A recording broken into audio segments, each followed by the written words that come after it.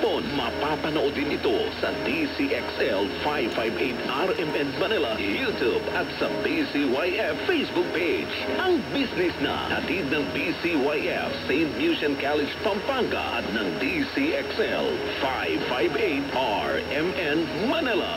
Business na! Business na! Matuto at isagawa!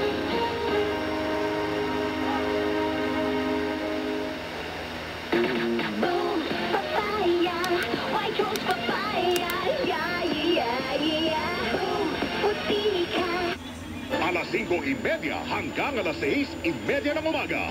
Walang humpay na pagbabalita at paghimay sa issue. Melo del Prado sa Super Radio DZBB. Alas 6:30 hanggang alas 7 ng umaga. Susuriin, bubusisiin ang mga issue ng bayan ni na Joel Reyes-Abel at Melo del Prado sa Pago na Bayan! Alas 7 hanggang alas 8 ng umaga. Ratsa na naman sa pagbabalita ang tampalan Joel Reyes-Abel at Melo del Prado sa Super Balita sa Umaga Nationwide. Alas 8 hanggang alas 9 ng umaga. Malalimang pagtalakay sa may init na balita. Hatid ni na Rowena Salvacion at Joel Reyes-Abel sa Saksi sa Double B. At alas 9 hanggang...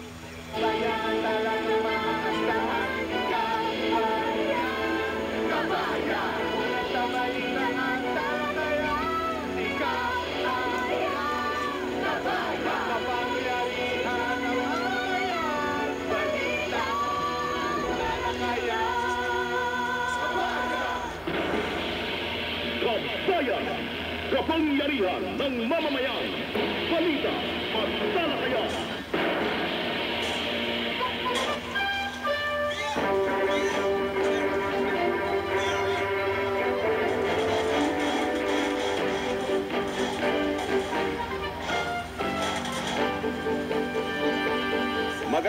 Magandang araw po ng Biyernes. Kabilis po ng panahon, ano? January 5, unang...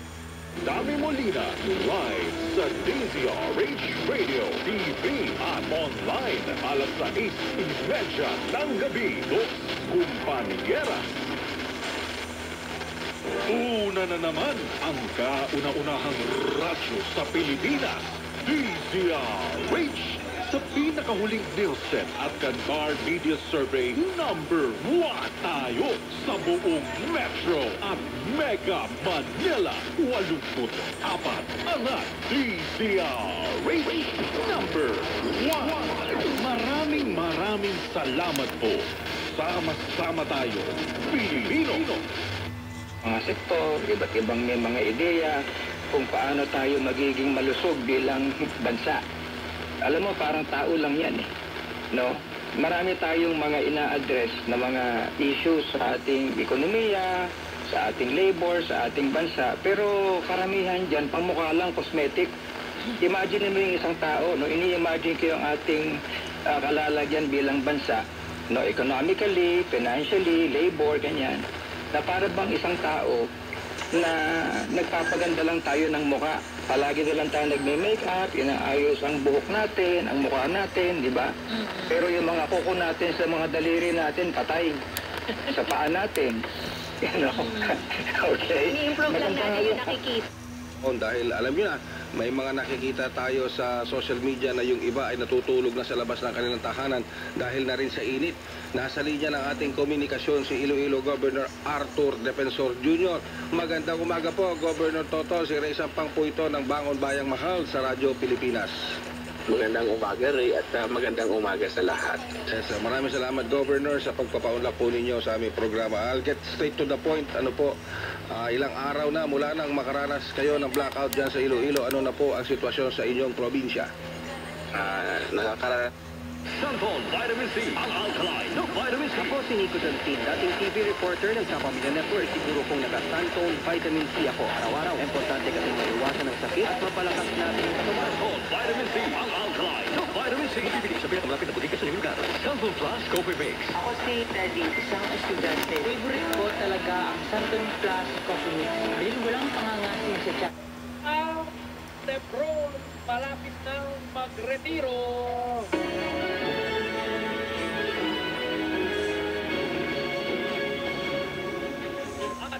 Gomez Tililit. GMA 7, gagawa na lang ng sariling full-time show. ED, baka hindi na mag-renew. Yan ang ulo ng mga balita natin. Ngayon, narito na po ang detalye ng mga maiinit na balita na sa buhay ng mga tao sa iba't ibang distrito at komunidad. Barangay, Simbayanan. Masusubaybayan sa Hintokawil sa pangunguna ng inyong program host, Ang inyong kapanalig, Angelic Lazo. at kanyang mga priest co-anchors. Ako po ang inyong kapanalig, Father Nolan K. Ang inyong kapanalig, Reverend Father Kevin Crisostomo. Ako ang inyong kapanalig, Reverend Father Douglas Badon. Ang inyong kapanalig, at Gen Z. Ito. Kanan. Ito, Drake ngayong umaga. Okay. That's a great... Meron ho tayo sanang public announcement kung available na ba yung photo nung nawawalang bata. Hindi na pala bata dahil more than 20 years old na. Mamaya-maya kung ready na, no? Ipalabas natin yan, no? Missing person, nakiusap sa atin. Isang malaking In the international competition or international scene, tennis pa rin ang bumabandera sa mga balita natin. Comebacking Rafa Nadal, patuloy po yung kanyang magandang performance at siya ay nasa quarterfinals na ng Brisbane International. Samantala, ang isa pang comebacking former world number 1 sa women's side naman na si Naomi Osaka, maagang na maalam dyan sa Brisbane International. Ganun din Tanggit yan. So, sa mga kamasentahanan po natin na yung ating nagiging guest for today, i-share niya sa atin yung mga naging achievements niya. So, kung kaya po niya na maatamo yung kanyang mga achievements, tama yun ma-achieve yung kanyang mga... Hi, Kadante! Pagsamunod na ano na sa'yo, Kadante. Belated happy birthday. Happy New Year. Happy New Year. Nawala talaga yung tinatanggit ko kasi naalala ko yung tabi.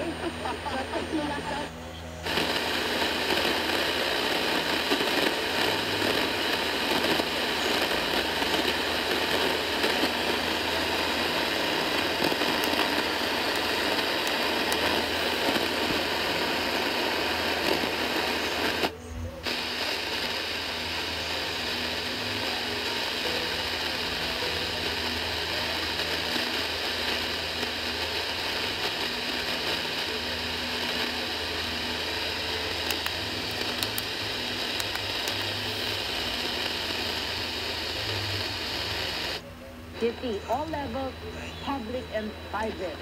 Okay, and kahit marami kaming paalala, hindi pa rin po natin kailangan kalimutan. Huwag natin kalimutan ang ating morning affirmation for this beautiful Friday. Ayan, harap sa salamin at sabihin itong mga salitang ito. In each morning breath, I inhale happiness, exhaling any negativity.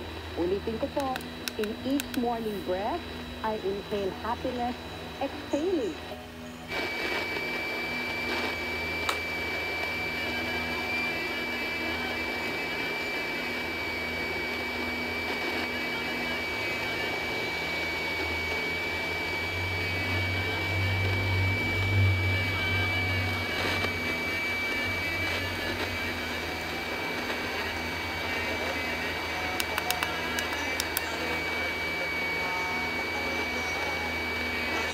Ng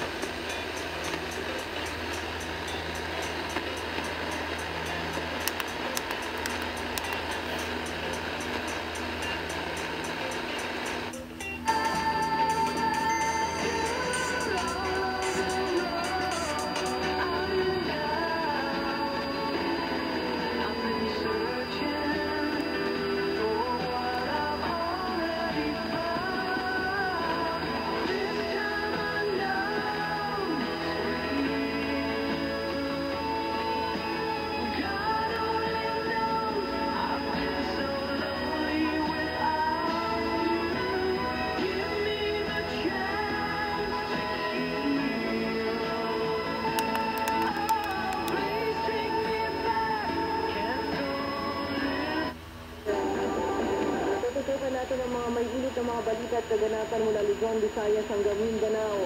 Yan po ay sa tulong ng ating mga provincial stations nationwide. Samantala, papasukin po muna natin ang pag-uulat. Kamusta na ba ang lagay ng trapiko na sabi ng Grab driver na nakausap ko kahapon. Sabi niya sa akin, ma'am, talagang pagdating mo ng Friday niyan, nagsaan na po ulit ang tao.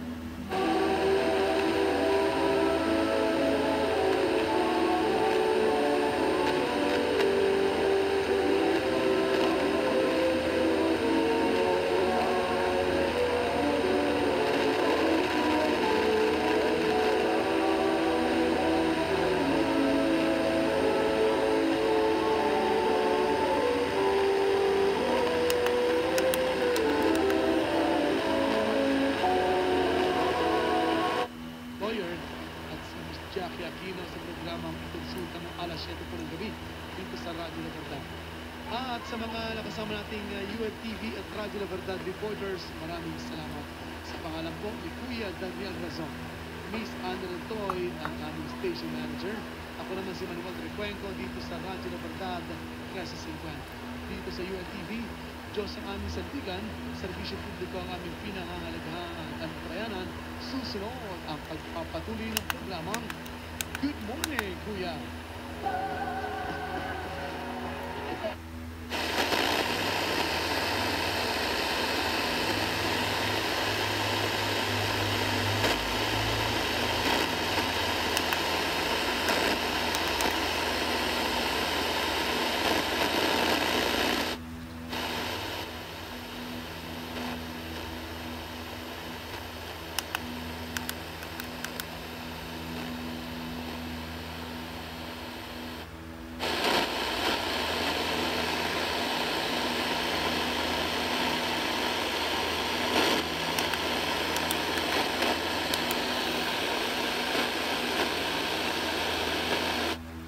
Cooperative.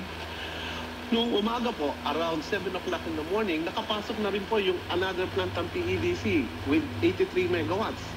Kulang pa rin po yun dahil DCP na rin po ang nagsabi na kailangan nila ng 300 megawatts na base load capacity sa Panay bago maibalik ang lahat ng serbisyo sa Panay.